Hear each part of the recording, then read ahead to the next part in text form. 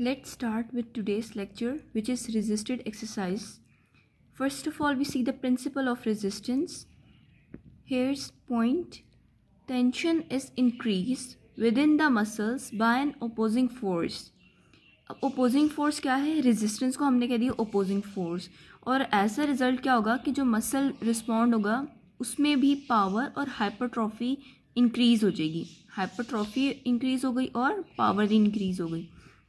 अब क्या है कि मैक्सिमम रेजिस्टेंस आ गई. मैक्सिमम रेजिस्टेंस की वजह से क्या हुआ कि मैक्सिमम इंक्रीज हो गया intra muscular tension during an isometric contraction. Isometric same is elected by a resistance which equals the muscle's ability to maintain the hold.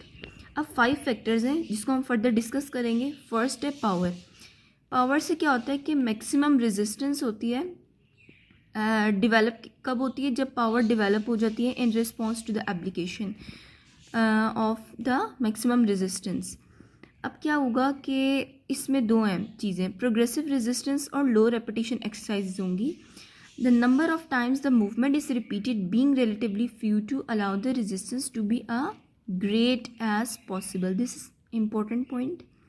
Next we see the endurance. Endurance होता है basically repetition of exercises. So इसमें ये point discuss किया गया है कि जो repetition है मतलब endurance है उसका resistance से इन्वर्स रिलेशन है.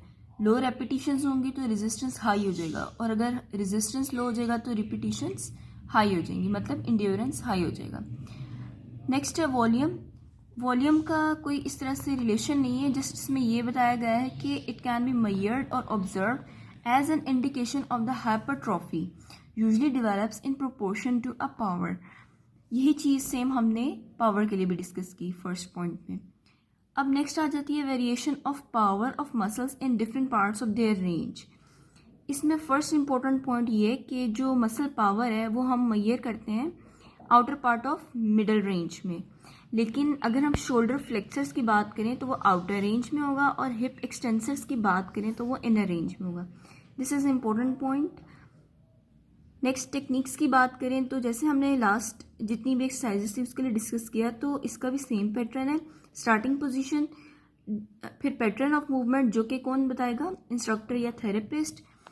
नेक्स्ट हमारे पास है स्टेबलाइजेशन. स्टेबलाइजेशन मतलब कि एफिशिएंसी इंप्रूव करने के लिए हम क्या करते हैं, जो इंजर्शन पॉइंट होता है बोन का उसको हम स्टेबलाइज कर देते हैं ताकि जो मूवमेंट है उसका एक पैटर्न ऑफ मूवमेंट उसकी करेक्ट है.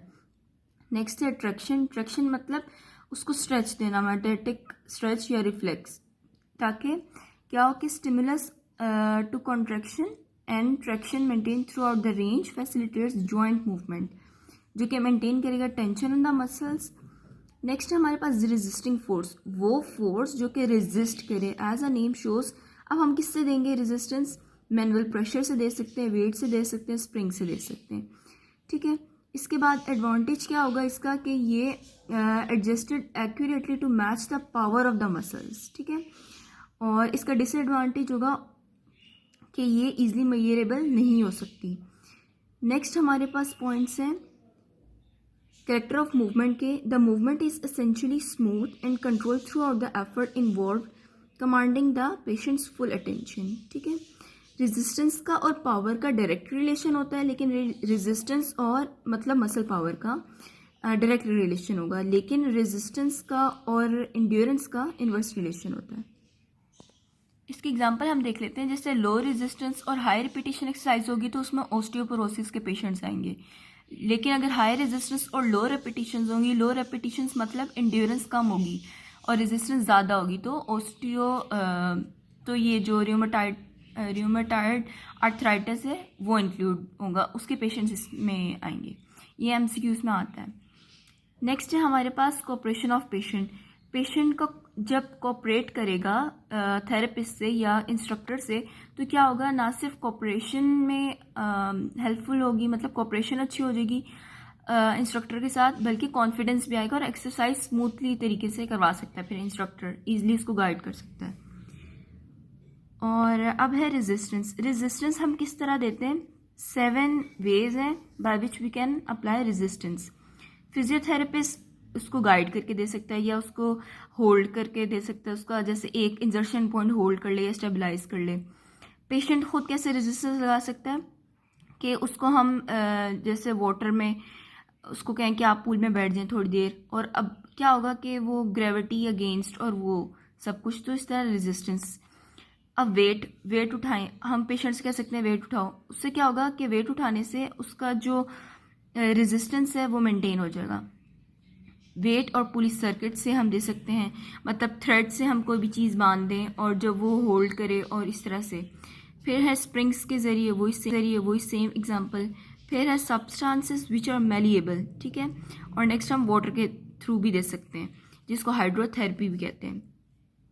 उसके बाद है ये सारे पॉइंट्स, इस तरह से प्रेशर दिया जा रहा है, ये देखिए फिजियोथेरेपिस्ट किस तरह दे रहे हैं, ठीक है। जब हम रेजिस्टेंस बाय वेट देंगे तो उसमें हम commonly sand bags, metal weights और मेडिसिन बॉल वगैरह यूज़ करते हैं, और ये एसेंशियल होते हैं मींस ऑफ अटैचमेंट, जो ताकि वो कंफर्टेबल हो और एफिशिएंट हो। लेकिन इसको एलेबोरेट करने के लिए कोई अभी ज़रूरत नहीं है। इसमें ये पॉइंट इंपॉर्टेंट है कि resistance must of necessity be given in the direction of gravity की डायरेक्शन में दी जाए, ताकि क्या हो कि जो प्रोग्रेसिवली वेट है वो मूव कर सके away from the central axis of the body, ठीक है। अब ये देखें, ये सेम एग्जांपल शो की गई है उस पॉइंट के अकॉर्डिंग। नेक्स्ट है हमारे पास इसकी example, lifting a weight held in the hand और अटैच टू द फुट और throwing a medicine ball are common examples. ये इंपॉर्टेंट एमसीक्यू है और ये आ सकता है पेपर में।